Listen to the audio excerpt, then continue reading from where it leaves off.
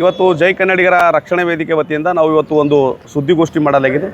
ಈ ಸುದ್ದಿಗೋಷ್ಠಿ ಮಾಡುವ ಉದ್ದೇಶ ಏನಪ್ಪ ಅಂತಂದರೆ, ಏನು ಕಲಬುರಗಿ ನಗರದಲ್ಲಿ 2012ರಿಂದ ಏನು ಕೆಲಸ ಪ್ರಾರಂಭ ಆಗಿದೆ. ಡಾಕ್ಟರ್ ಬಾಬಾ ಸಾಹೇಬ್ ಅಂಬೇಡ್ಕರ್ ಅವರ ಭವನ ಸೇಡಂ ರಸ್ತೆ ಹೋಗುವ ರಸ್ತೆಗೆ ಏನು ಅಂಬೇಡ್ಕರ್ ಭವನ್ ಏನು 2012ರಿಂದ ಏನು ಕಾಮಗಾರಿ ಪ್ರಾರಂಭ ಆಗಿದೆ. 2026 ಬಂದರೂ ಇನ್ನೂ ಸಂಪೂರ್ಣ ಕಾಮಗಾರಿ ಕಂಪ್ಲೀಟ್ ಆಗಿಲ್ಲ ಮತ್ತು ಇನ್ನೂ ತನಕ ಉದ್ಘಾಟನೆ ಆಗಿಲ್ಲ. ಇದು ಅದಕ್ಕೆ ಜೈ ಕನ್ನಡ ರಕ್ಷಣೆ ವೇದಿಕೆ ಬಲವಾಗಿ ಖಂಡಿಸಿ, ಇದು 4ನೇ ಸಲ ನಾನು ಸುದ್ದಿಗೋಷ್ಠಿ ಮಾಡೋದು, 4ನೇ ಸಲ ಸ್ಟ್ರೈಕ್ ಮಾಡೋದು. ಅದು ಉದ್ಘಾಟನೆ ಮಾಡಬೇಕು ಮತ್ತು ಸಮಾಜಕ್ಕೆ ಏನು ದಲಿತ ಸಮಾಜಕ್ಕೆ ಅದು ಒಪ್ಪಿಸ್ಬೇಕು ಅಂತ. ಯಾಕಂತಂದರೆ ಇವತ್ತು ಅದು ಖರ್ಚು ಮಾಡೋದೇ ಅಂಬೇಡ್ಕರ್ ಭವನಕ್ಕೆ, ಏನು ಡಾಕ್ಟರ್ ಬಾಬಾ ಸಾಹೇಬ್ ಅಂಬೇಡ್ಕರ್ ಅವ್ರ ಭವನಕ್ಕೆ 8,75 ಲಕ್ಷ ರೂಪಾಯಿ ಖರ್ಚು ಮಾಡಿದ್ದಾರೆ.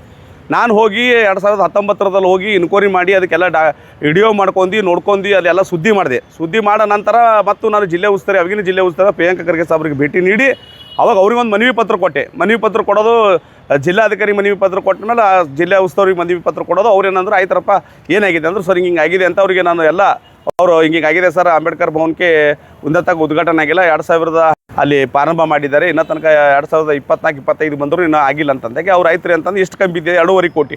ಮತ್ತು ಅವ್ರು 2.5 ಕೋಟಿ ಇದಕ್ಕೆ PWದವರಿಗೆ 2.5 ಕೋಟಿ ರೂಪಾಯಿ ಕೊಟ್ಟಿದ್ರು.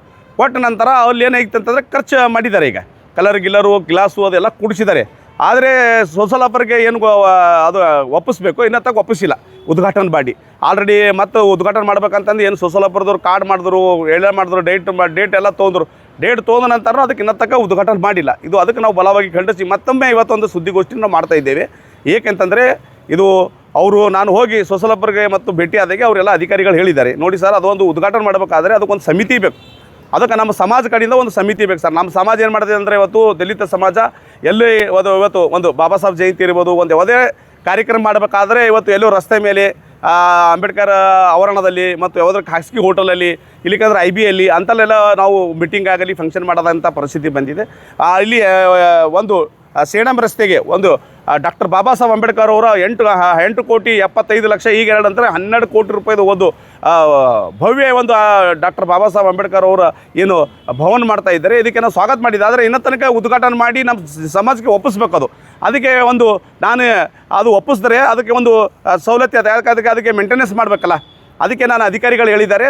ನಾನು ಈ TV ಮೂಲಕ ಮಲ್ಲಿಕಾರ್ಜುನ್ ಖರ್ಗೆ ಸಾಹೇಬರಿಗೆ ಮತ್ತು ನಾನು ನಮ್ಮ ನಾಯಕರಾಗಿರುವಂಥ ಜಿಲ್ಲೆ ಉಸ್ತುವಾರಿಯಾದ ಪ್ರಿಯಾಂಕ ಖರ್ಗೆ ಸಾಹೇಬರಿಗೆ ವಿನಂತಿ ಮಾಡ್ತೀನಿ, ನಿಮ್ಮ ನೇತೃತ್ವದಲ್ಲಿ ಒಂದು ನಮ್ಮ ಸಮಾಜ ಒಂದು ಸಭೆ ಕರೆದಿ, ಸಭೆಯಲ್ಲಿ ಅದು ಅಂಬೇಡ್ಕರ್ ಭವನ ಯಾರಿಗೆ ಒಪ್ಪಿಸ್ಬೇಕು, ಸಮಾಜಕ್ಕೆ ಒಪ್ಪಿಸ್ಬೇಕು ಮತ್ತು ಸಮಾಜದಲ್ಲಿ ಯಾರಿಗೆ ಗೌರವ ಅಧ್ಯಕ್ಷ ಮಾಡಬೇಕು ಒಂದು ಕಮಿಟಿ ಮಾಡಿ. ಯಾಕಂದರೆ ಅದರ ಅಧ್ಯಕ್ಷತೆ ಜಿಲ್ಲಾಧಿಕಾರಿಗಳು ಇರ್ತಾರೆ.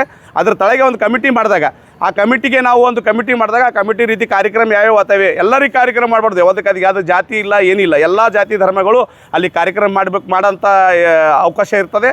ಅಲ್ಲಿ ಅಂಬೇಡ್ಕರ್ ಭವನಕ್ಕೆ ಅಲ್ಲಿ ಯಾರೂ ಬಂದು ಕಾರ್ಯಕ್ರಮ ಮಾಡಬಾರ್ದು. ಆ ಕಾರ್ಯಕ್ರಮ ಮಾಡೋಂಥ ದುಡ್ಡಿನಲ್ಲಿ ಅಲ್ಲಿ ಮಾಡುವಂಥ ವಾಚ್ಮೀನ್ ಕೆಲಸ ಇರ್ಬೋದು, ಅಲ್ಲಿ ಸ್ವಚ್ಛತೆ ಮಾಡೋದಿರ್ಬೋದು, ಸೌಂಡ್ ಸಿಸ್ಟಮ್ದವರಿಗೆ ನಾವು ಪೇಮೆಂಟ್ ಮಾಡೋಂಥ ರೀತಿ ಆಗ್ತದೆ. ಯಾಕಂತಂದರೆ ಅವ್ರು ಹೇಳಿದ್ದಾರೆ, ಸರ್ ನಾವು ಉದ್ಘಾಟನೆ ಮಾಡಿದ್ಮೇಲೆ ನಾವು ಕೆಲಸಕ್ಕೆ ಹೆಂಗೆ ಇಟ್ಕೋಬೇಕು, ಕೆಲಸಕ್ಕೆ ಇಟ್ಕೊಂಡ್ಮೇಲೆ 4-5 ಮಂದಿ ಪಗಾರ ಹೆಂಗೆ ಕೊಡಬೇಕು, ನಾವು ಇದು ಆಗೋದಿಲ್ಲ. ಇದು ನಿಮ್ಮ ಸಮಾಜದವ್ರಿಗೆ ಒಪ್ಕೋಬೇಕು, ನಿಮ್ಮ ಸಮಾಜ ಅಂಡರ್ ತೊಗೋಬೇಕು. ಅದು ಒಪ್ಕೊಂಡ ಮೇಲೆ ಅದು ನೀವು ಸಮಾಜ ಒಂದು ಕಮಿಟಿ ಮಾಡಿದ್ಮೇಲೆ ಆ ಕಮಿಟಿಗೆ ನಾವು ಒಪ್ಪಿಸ್ದೇವು ಅಂತಂದರೆ ಆ ಕಮಿಟಿದನೇ ಎಲ್ಲ ಸಂಬಳಿಸ್ತಾರೆ. ಅಲ್ಲಿಂದ ಮೂಲಭೂತ ಸೌಕರ್ಯಗಳು, ಸ್ವಚ್ಛತೆ ಎಲ್ಲ ಕಾಪಾಡ್ತಾರೆ. ಅದಕ್ಕೆ ನೀವು ಒಂದು ಕಮಿಟಿ ಮಾಡಿ ಅಂತ ಹೇಳಿದ್ದಾರೆ. ನಾನು ಈ ನಿಮ್ಮ TV ಮೂಲಕ ಮಲ್ಲಿಕಾರ್ಜುನ್ ಖರ್ಗೆ ಸಾಹೇಬರಿಗೆ ಮತ್ತು ನಾನು ಪ್ರಿಯಾಂಕ ಖರ್ಗೆ ಸಾಹೇಬ್ ವಿನಂತಿ ಮಾಡ್ತೀನಿ, ಕಮಿಟಿ ಮಾಡಿ ಒಪ್ಪಿಸಿ ಅಲ್ಲಿ ಎಲ್ಲರಿಗೆ ಸವಲತ್ತು ಮಾಡಿಕೊಡ್ರಿ ಅಂತಂದು. ಮತ್ತು ಇದೇ ತಿಂಗಳು ಉದ್ಘಾಟನೆ ಮಾಡಬೇಕು. ಯಾಕಂತಂದರೆ ಮುಂದಿನ ತಿಂಗಳು 8ನೇ ತಾರೀಕು 9ನೇ ತಿಂಗಳು 2026ರಲ್ಲಿ ನಾನು ಜಿಲ್ಲಾಧಿಕಾರಿ ಮೂಲಕ ಹೋರಾಟ ಮಾಡ್ತಾಯಿದ್ದೀನಿ.